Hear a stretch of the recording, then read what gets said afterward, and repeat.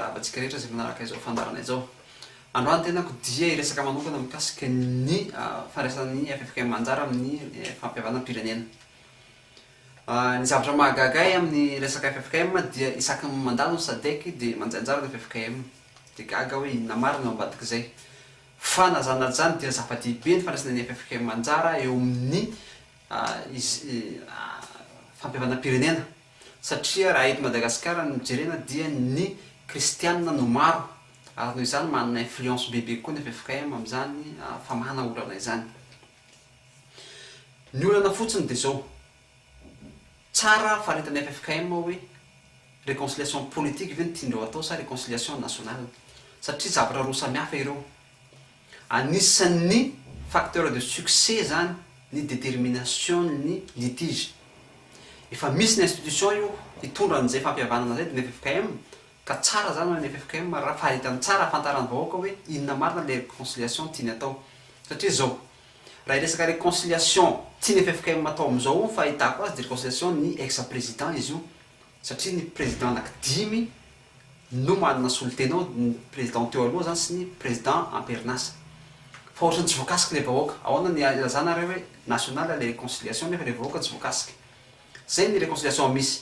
Na ny FFKM miditra amin'ny réconciliation tenendratsiraka hoe le réconciliation conférence au sommet élargie, zany hoe ireo mpanao politika rehetra izay manana antoko dia tafiditra ao ka nandalo fahasahiranana tena amin'ireny crise ireny.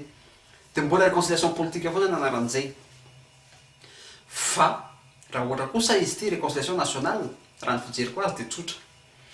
Eo le ex-président, eo le mpanao politika, ary misy acteur anankiroa tsy tokony ho adino, dia ny victime voalohany, satria reny crise reny dia nitondra victime.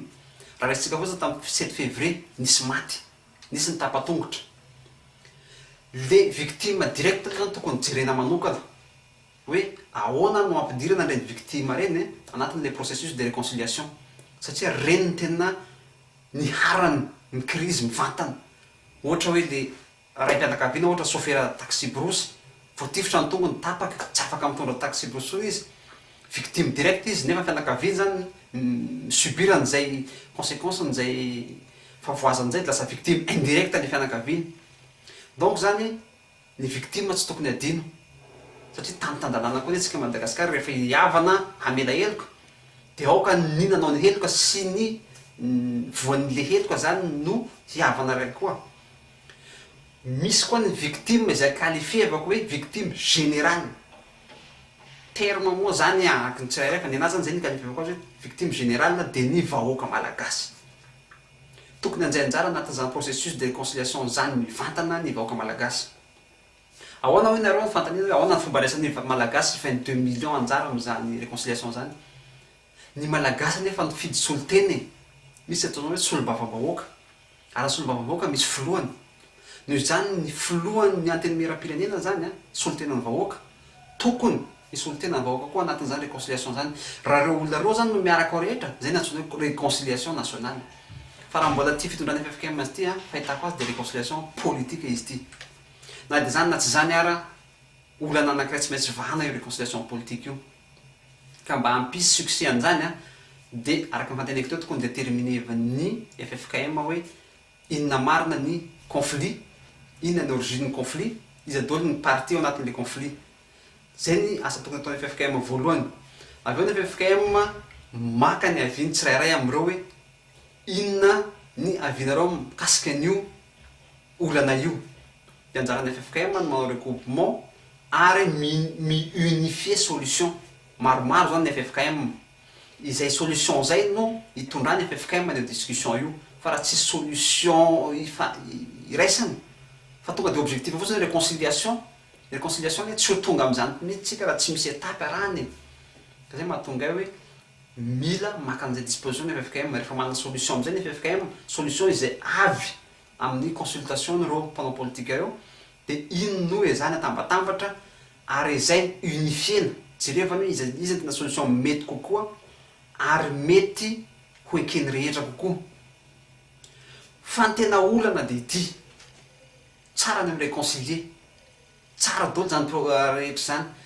Ataontsika hoe tapaka raha fanifanaraka ireo mpanao politika fa nisy résolution ifanarahana hatramin'izay ny nilotana teto Madagasikara dia tsy le atongavana amin'le résolution e fa le aplikena an'le résolution hoe ahoana ny fomba iaplikena an'io tsisy organe hoe mba matanjaka zany ny solombavam-bahoaka ny antenaina hiaro an'izany izy ireo vidim-bola tsy haintsony zay raha ataondreo na lalàna raha tsy haindreo akory zay marina ny andreoko zay intérêt-ny any aloha ny azy voalohany moi d'abord ka tsy matitra zany ny solombavam-bahoaka raha reo no andrandraina fa ny amiko a dia na dia sarotra ny teny azy a satria manitsakitsaka ny fiandrianam-pirenena dia ny communauté internationale ihany no organisme de pression afaka manery antsika gasy hanatanteraka an'izany fifanarana zany amin'ny ahoana amin'ny fomba ahoana ny budget ny état malgasy de majorité financement extérieur rehefa miray inareo extérieur reo hoe bon rehefa tsy arahinareo ty a de coupevanay daholo ny vola rehetra na social zany na inona zany a coupevanay a ataoko angambany fa tsy maintsy ifanaraka mpanao politika andao zalahy ampiarina ihany ty zay mahatonga ahy hoe na de tiatsika na tsy tiatsika de tsara ampidirina ao anatin'ny processus ny communauté internationale satria izy ny tompom-bola rehefa tompom-bola izy a ny tompom-bola ny tompo-pahefana izy afaka manery ny mpitondra hanatanteraka ny zavatra zay tapaka ao zay ngamba fa raha tsisy an'io organisme d'exécution de la résolution io a izay manana pouvoir incontestable de na inona ny tao FFKM de alamainy eto fotsiny tsika zay ngamba no tiako resana mikasika ny réconciliation nationale iny ka hevitrako ny anahy ary toanako ny hevitrako a zonao tsy manaiky an'izany a raha ohatra ka tsy manaiky moa anao a de mahazo maneho ny hevitrako ianao fa zay ny hevitrako a ary misaotra atsika nanaraka an'izany hatramin'ny farany